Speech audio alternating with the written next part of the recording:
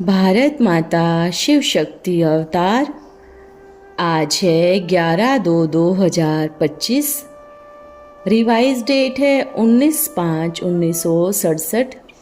मीठे बच्चे, कभी भी समय मिले तो वह वेस्ट नहीं करना चाहिए। बाबा कहते रहते हैं कि याद का चार्ट रखो तो बहुत उन्नति होगी। अपना ही कल्याण करना चाहिए, सुना अनसुना नहीं करना चाहिए। बाप बच्चों को समझाते हैं कि यहाँ पर जब बच्चों को याद में बिठाते हैं तो इस बात को कोई मनुष्य नहीं समझता है, बच्चे ही समझते हैं कि इस याद की यात्रा से ही हम मुक्ति धाम को जा पहुँचेंगे। बाप एक नई युक्ति बताते हैं जो नई दुनिया के लिए नई युक्ति है। बच्चे जानते हैं कि बाप याद की यात्रा सिखलाते हैं जिससे सारे पाप मिट जाते हैं। एवर हेल्दी, सदैव निरोगी काया बननी है। निरोगी काया, निरोगी राज्य प्राप्त करने के लिए बच्चे पुरुषार्थ कर रहे हैं। अपने अपने सेंटर पर भी यह पुरुषार्थ करते हैं। बाप से कोई भी चीज़ सहज मिलती है। बाप को बच्चों पर बहुत लव होता है। यह बेहद का बाप है जो बेहद का सुख देने वाला है। तुम बच्चे जानते हो कि हम बाबा को याद करते हुए शांति धाम में जाकर फिर सुख धाम में पहुँचते हैं। भक्ति की भेंट में यह कितना सहज है। बच्चे जानते हैं कि स्वराज्य की स्थापना तो होनी ही है, विनाश भी होना ही है। बच्चों के अंदर खुशी रहती है। सिर्फ बाप को याद करने से बच्चों को यह एक ही सब्जेक्ट है, बाप को याद करने की, और कोई सब्जेक्ट नहीं देते। सयाने बच्चे जाते हैं, उनका कमाई का ओना रहता है। भले दिन रात अपना धंधा धोरी करते हैं, परंतु उस कमाई और इस कमाई में बहुत फ़र्क है। जांच करनी है कि हमारी कमाई ज़्यादातर किस में है। उस पाए पैसे की कमाई में ज़्यादा समय देना, यह बाप की याद में ज़्यादा देना। बाप तो बच्चों की बुद्धि का ताला खोलते हैं। बच्चे सन्मुख बैठे हैं। किसका निश्चय है कि हम बाप दादा के सामने बैठे हैं? यह भी कोई नई बात नहीं है। कल्पों से हम बाप दादा के पास बैठकर ज्ञान लेकर वर्षा लेते हैं और कोई मनुष्य इन बातों को नहीं समझते। यह एक ही पढ़ाई है रूहानी बाप की, और कहीं भी रूहानी बाप नहीं पढ़ा सकते। बुद्धि से काम लेना है। कहीं भी कोई संकोच हो तो पूछना चाहिए, इसमें मूंझने की ज़रूरत नहीं है। यह नॉलेज ऐसी है, आप ही सब समझ में आ जाता है। कुछ पूछने की दरकार ही नहीं रहती। एक तो बुद्धि का योग ऊपर लगा रहना चाहिए। जिनके माफिक, जिनकी कहानी बताते हैं, कहता था कि हमें काम नहीं देंगे तो हम खा जाएंगे। बेहद के बाप भी कहते हैं कि अगर हमें याद नहीं करेंगे तो तुमको माया काल खा जाएगा। ज़्यादा मेहनत नहीं है, बस बुद्धि में बैठ जाता है कि यह दुनिया खत्म होनी है। इससे हम दिल लगाकर क्या करेंगे? तब पुरानी दुनिया से ममतो मिटती जाती है। अब बाबा तुम्हें देखते हैं, तुम बाबा को देखते हो।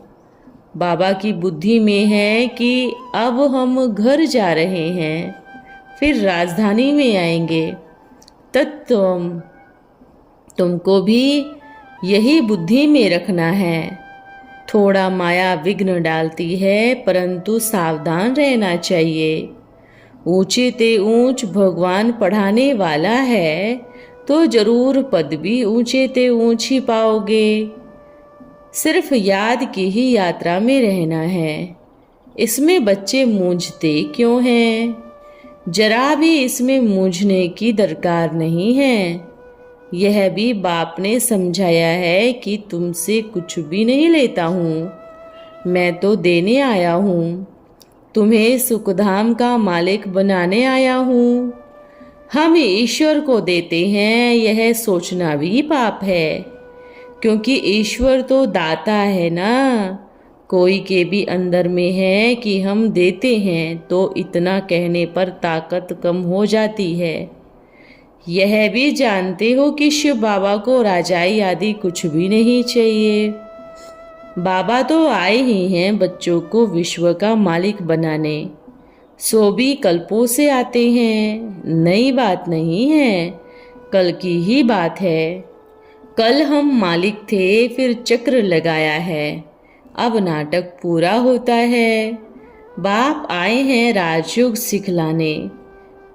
ऐसी कोई वस्तु नहीं जो तुमको अटक डाल सके। बाप की याद में कोई अटक कैसे डाल सकता है? इसमें विघ्न कैसे डाल सकते हैं? लौकिक बाप को याद करने से कब विघ्न पड़ेगा क्या?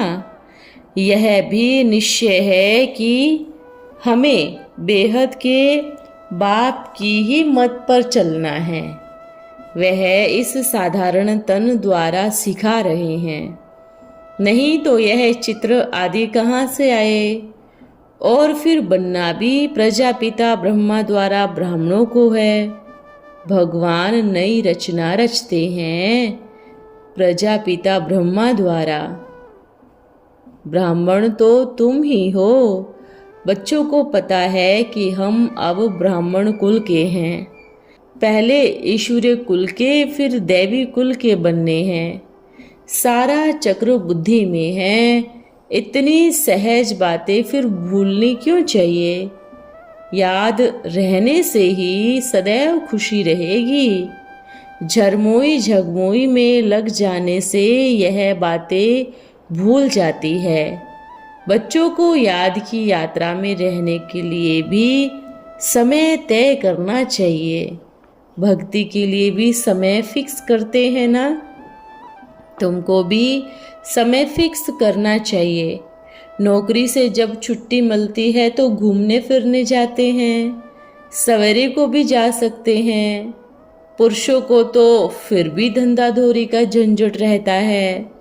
तुम माताओं आदि का तो कोई भी हंगामा आदि नहीं है जिससे कि बुद्धि जाए। तुम्हें तो घर बार संभालना है। बच्चों को स्कूल भेज दिया, फिर बैठकर बाप को याद करना है। कभी भी समय मिले तो वह वेस्ट नहीं करना चाहिए। बाबा कहते रहते हैं कि याद का चार्ट रखो तो बहुत उन्नति होगी। अपना ही कल्याण करना चाहिए, सुना अनसुना नहीं करना चाहिए। बाबा समझाते हैं कि अपना चार्ट रखने से बच्चों की बहुत उन्नति होगी और खुशी भी होगी। दूसरों को आप समान बनाएंगे तो भी खुशी होगी। गाया भी जाता है ना, हीरे जैसा जन्म अमूल्य। दुनिया में धक्का आदि खाते रहेंगे तो गवा देंगे। इसमें ज़्यादा गलती नहीं करनी चाहिए और बच्चों के अंदर खुशी बहुत रहनी चाहिए। यह तो बुद्धि में है ना कि मैं यह परीक्षा पास कर रहा हूँ। तत्सवम, तुम भी यही धंधा कर रहे हो और फिर क्या चाहिए? परवाह थी पार ब्रह्म में रहने वाले परमात्मा की, वह मिल गया, फिर बाकी क्या? विश्व की बादशाही मिल जाती है। तुम बच्चों को अभी मिल रही है, इसलिए ही सदैव हर्षित रहना है। तुम्हारे जैसा सौभाग्यशाली और कोई मनुष्य हो नहीं सकता। श्रीमत पर चलते रहो, तुम्हारी बहुत ऊंची तकदीर है। जानते हो कि शिव बाबा हमको राजयोग पढ़ा रहे हैं। बच्चों को अंदर में बहुत खुशी रहनी चाहिए। सारे विश्व में तुम ही हो जिनको भगवान पढ़ा रहे हैं। मनुष्य जब बीमार पड़ते हैं तो भगवान को याद करते हैं ना। तुम तो खुशहाल हो। बाप याद दिलाते हैं और समझाते हैं। मरना तो सबको है ही। अब अपना जीवन याद की यात्रा से हीरे जैसा बना लो। यह बहुत फायदे का कारोबार है। Godly student life source of income है। बच्चे जानते हैं कि हम भारतवासी हैं, विश्व के मालिक बन रहे हैं। अपने को देखते रहो कि हम क्या कर रहे हैं, कहाँ सुस्ती तो नहीं कर रहे हैं। डीले इज जेंडर बाप ने पहले समझाया कि तुमको कितना माल ठाल दिया है, अब तुम्हारे हाथ में क्या है। अब फिर बाप आया है देने के लिए। यह भी जानते हो कि कल्पों से ही बाप के सामने हम आकर बैठते हैं। इसमें भक्ति का रीचक भी निशान नहीं है। तुम बातें कोई से भी नहीं करो, हमको बाबा पढ़ाते हैं। बस कितना सहज है। बाबा कहते हैं कि मुझे याद करो और वर्षा लो। यही है ज्ञान जिससे सद्गति होती है। बाकी भक्ति से तो दुर्गति ही होती आई है। इसलिए ही कहा जाता है सेकंड में जीवन मुक्ति। बच्चों को समझाते तो बहुत हैं। शिव के भक्तों के पास जाओ, बोलो यह तुम क्या कर रहे हो। जिनकी पूजा कर रहे हो वह हमको पढ़ा रहे हैं, पढ़ाकर गए थे, इसलिए अब याद करते हो। अब फिर बाबा कहते हैं कि माँ मेकम याद करो तो विकर्म विनाश हो जाएंगे, आत्मा पवित्र हो जाएगी। यह बहुत आसान अक्षर है, सबको आगे चलकर पसंद आएगा। बुढ़ियों के लिए तो बहुत सहज है।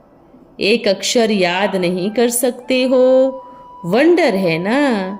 अपने पति को याद कर सकती हो, इस बाप ने क्या गुनाह किया है जो कि याद नहीं कर सकते हो।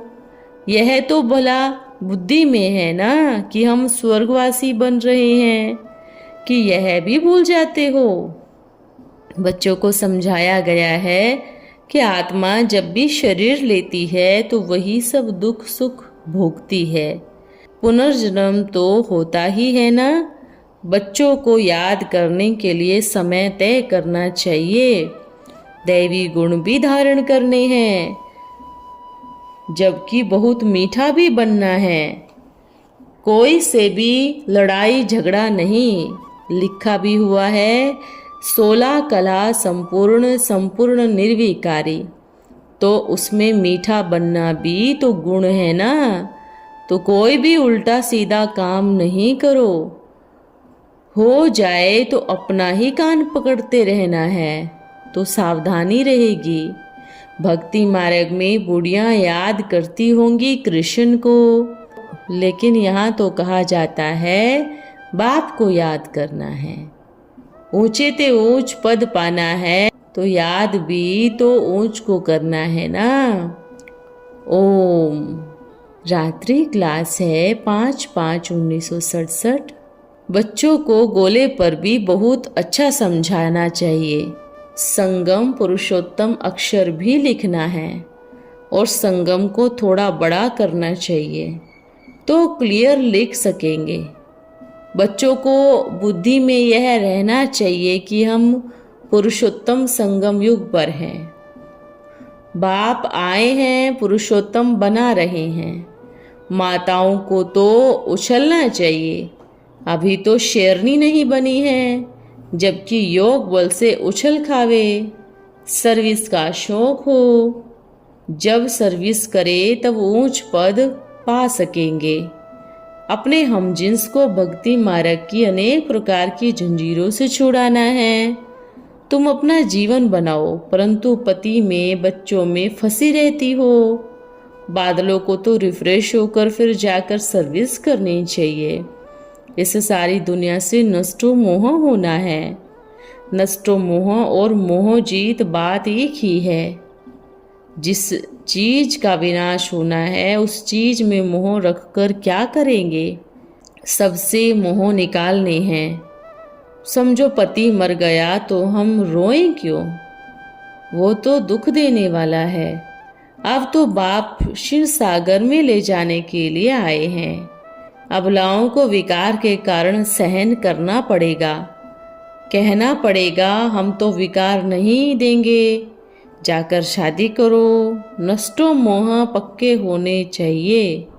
भारत की शिव शक्ति गाई हुई है, तुम हो अहिंसक, किसी को भी दुख नहीं देते हो।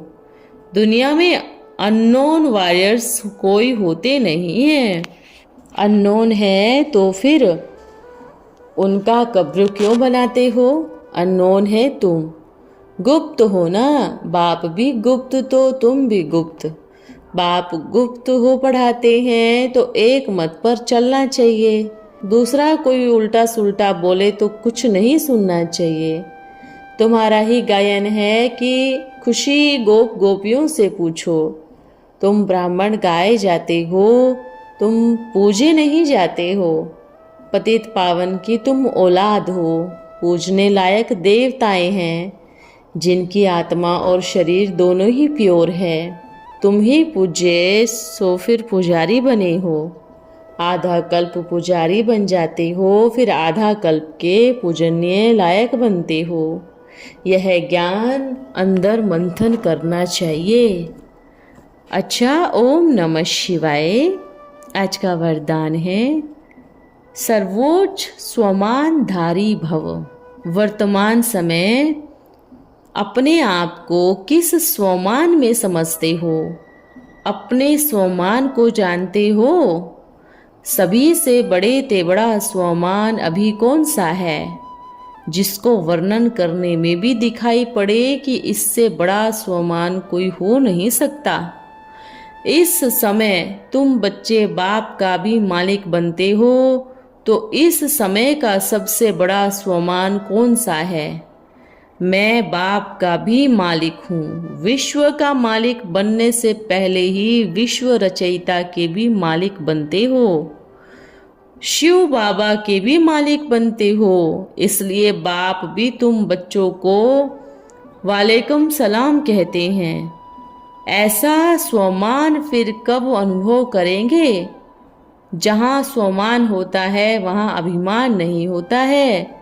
बाप को सेवाधारी बनाया है, लेकिन अभिमान नहीं आना चाहिए। सुपात्र बच्चा बाप का भी मालिक होता है, तो अपने ऐसे शुद्ध स्वमान में स्थित रहते हो। ओम नमः शिवाय।